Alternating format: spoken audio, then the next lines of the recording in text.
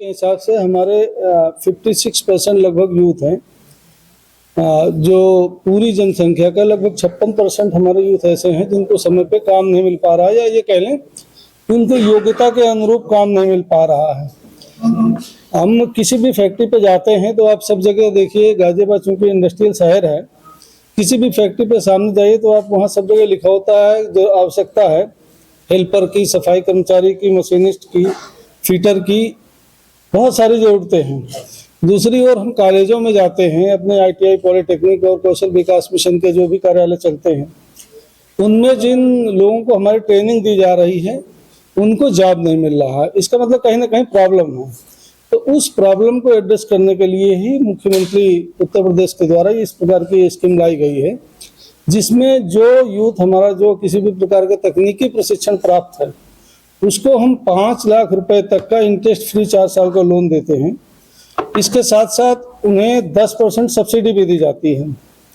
4 साल तक उसे इंटरेस्ट नहीं देना और 10% उसे सब्सिडी भी मिलेगी।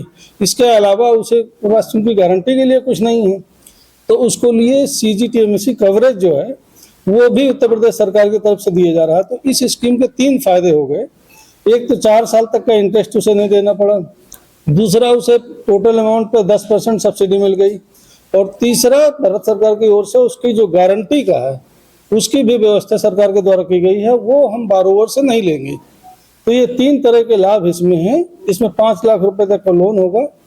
मैन्युफैक्चरिंग और सर्विस दोनों सेक्टरों को कवर किया गया है।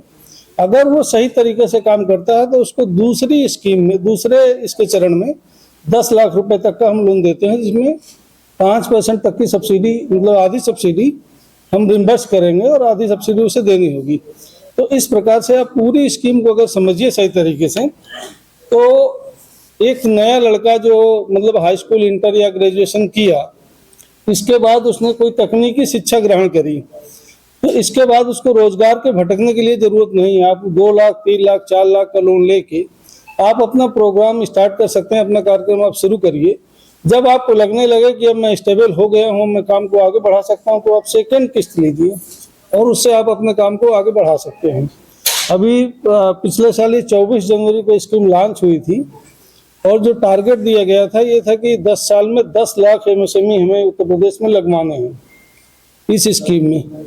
आप देखिए पिछले मतलब 2 से 3 महीने लगभग काम करने का टाइम मिला है, उसमें लगभग 25,000 के लोन डिस्बर्समेंट पूरे उत्तर प्रदेश में हुए। 25,000 नए उद्यम की स्थापना हुई है। हमारे गाजियाबाद में भी बहुत अच्छी प्रोग्रेस थी, मतलब 2 महीने के अंदर लगभग 300-350 हमारे 400 के आसपास हम जो है डिस्बर्समेंट करा पाए हैं। अभी अप्रैल से नई स्कीम चालू हुई है और अभी लगभग हमारे 120-125 के आसपास 120 लोन हमारे वितरित हो चुके हैं। अब जो अभी बात हो रही थी कि बैंक की ओर से बहुत सारी दिक्कतें होती हैं, आप बिल्कुल सही कह रहे हैं। कल भी हम लोगों ने मुख्य विकास अधिकारी महोदय के अध्यक्षता में मीटिंग करी थी।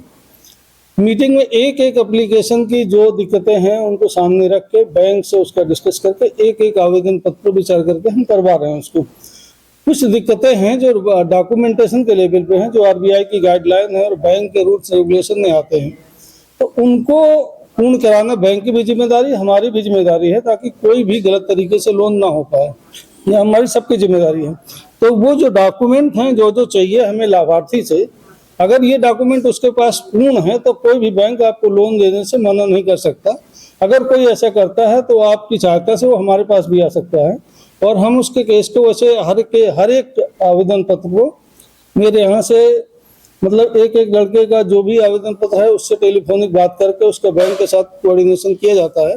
फिर भी अगर कोई ऐसा प्रकरण संज्ञान में है कि लड़का आहत है और उसके पास सारे डॉक्यूमेंट हैं और बैंक द्वारा उसे हरेस किया जा रहा है, नहीं किया जा रहा, तो आप वो हमारी जानकारी में ला सकते हैं, हम उसको देखेंगे। ठीक है, उसका जरूर करवाएंगे। कोई भी ऐसा लाभार्थी नहीं छूट पाएगा जो पूरी तरह से अर्हता पूर्ण करता हो और उसके डॉक्यूमेंट पूरे हों और उसको बैंक लोन न करे, ऐसा नहीं हो सकता इस जिले में। ये मैं आपको गारंटी दे सकता हूँ।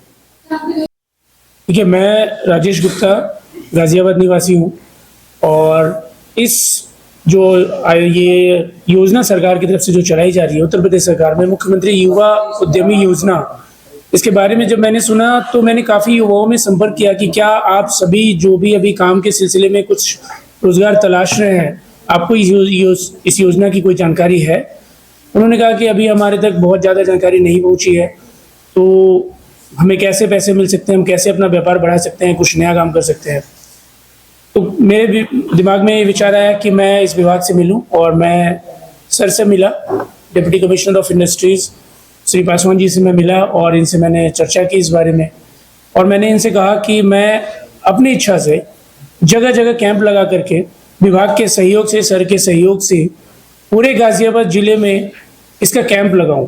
इसके लिए मैंने हर जगह अपना एक कॉन्टेक्ट नंबर भी छोड़ रखा है कि जिन भी युवाओं को लोन की आवश्यकता हो, जो भी जेन्युइन लोन की आवश्यकता हो, वो इस नंबर पे कांटेक्ट करें और अपने क्षेत्र में कैंप भी लगवा सकते हैं। इसके लिए हमने सबसे कहा है कि आप अपने क्षेत्र में 20, 30, 50 युवाओं या 100 युवाओं को इकट्ठा करें, हमें बताएं, हम आपके क्षेत्र में आएंगे, विभाग के अधिकारी भी हमारे साथ आएंगे और इस योजना के बारे में पूरी जानकारी देंगे कि क्या क्या कंडीशंस हैं इस योजना के तहत लोन पाने के लिए। और यह विभाग पूरे तरीके से बैंक से लोन दिलाने तक में पूरी मदद करेंगे और मैं सदैव साथ रहूंगा, विभाग के साथ काम करता रहूंगा और गाजियाबाद के एक एक युवा को जो भी सक्षम है, जो भी लोन लेना चाहते हैं, उनको लोन दिलाने में मैं पूरी तरीके से मदद करूंगा और ये संपूर्ण गाजियाबाद जिले के लिए होगा।